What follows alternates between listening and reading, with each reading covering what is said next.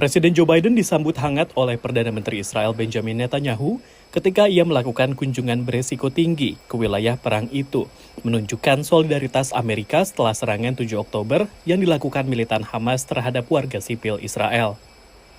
Di Israel, Biden membujuk Netanyahu untuk mengizinkan bantuan kemanusiaan internasional masuk dan membantu 2,2 juta penduduk Gaza yang sangat membutuhkan makanan, air, dan bahan bakar. Israel agreed the humanitarian assistance can begin to move from Egypt to Gaza.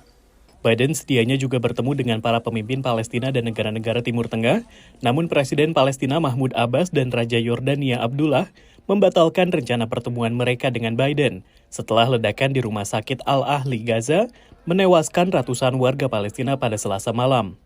Baik Israel maupun Hamas menyangkal mereka bertanggung jawab.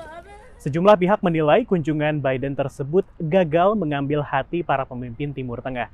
Padahal sepekan sebelumnya Menlu AS Antony Blinken telah bertemu dengan para pemimpin di kawasan tersebut, termasuk dari Israel, Palestina, Mesir, dan Yordania. Kunjungan AS ini difokuskan untuk mencegah meluasnya konflik Israel-Hamas keluar jalur Gaza dan menimbulkan guncangan di kawasan. Ketika Blinken dan Biden mengunjungi Timur Tengah, Presiden Rusia Vladimir Putin disambut di Beijing oleh pemimpin Tiongkok Xi Jinping. Kedua negara menolak mengutuk serangan Hamas terhadap warga sipil Israel. Menurut analis, sikap kedua negara membuat AS menjadi satu-satunya negara adidaya yang berkepentingan terhadap kondisi Timur Tengah.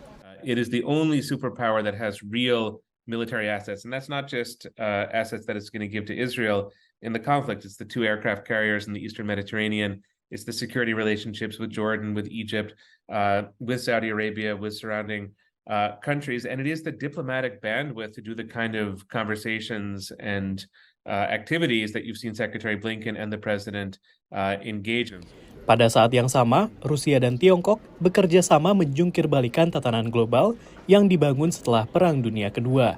And now that Xi is hosting Vladimir Putin in Beijing, it's a continuation of this deepening partnership to try to drive chaos in Europe, to drive chaos in the Middle East, to eventually try to drive chaos right in China's front yard.